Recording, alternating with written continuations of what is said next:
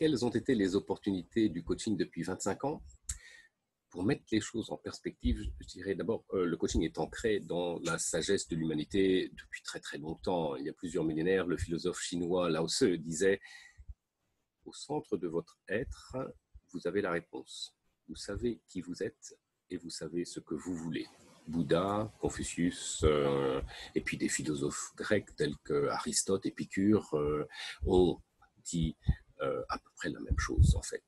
Maintenant, il y a 30 ans, une poignée de penseurs sur la côte ouest des États-Unis ont réalisé l'urgence et l'importance d'éveiller le potentiel et la pleine conscience de l'humanité et ont commencé à formaliser le coaching moderne. Et ils ont donné naissance à l'ICF qui s'est attaché à professionnaliser le coaching en fait, en définissant des compétences, des parcours de formation et des examens rigoureux pour les coachs. Et puis, depuis, les neurosciences ont validé l'efficacité du coaching, en particulier parce qu'il active des boosters de bien-être et de performance tels que l'estime de soi, la clarté, l'inclusion, l'autonomie et le respect. Avec toutes ces bonnes choses, évidemment, la profession s'est très bien développée et très rapidement, d'abord aux États-Unis, puis en Europe et enfin dans le reste du monde. Et aujourd'hui, l'ICF compte près de 35 000 membres qui tous œuvrent à parfaire leurs compétences et visent à atteindre l'excellence du coaching. Aujourd'hui, c'est quoi le coaching? Je parlerai du monde du business qui est le plus familier en fait. Le coaching est intégré dans les modes de leadership des sociétés les plus performantes. Et je prendrai deux exemples, en fait.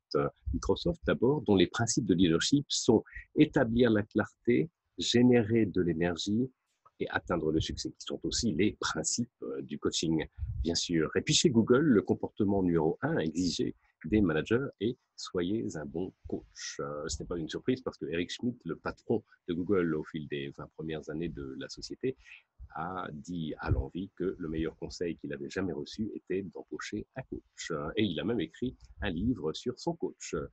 Aujourd'hui, la plupart des dirigeants et des dirigeantes sont coachés et ils y voient un signe de reconnaissance et presque un badge d'honneur également, en fait.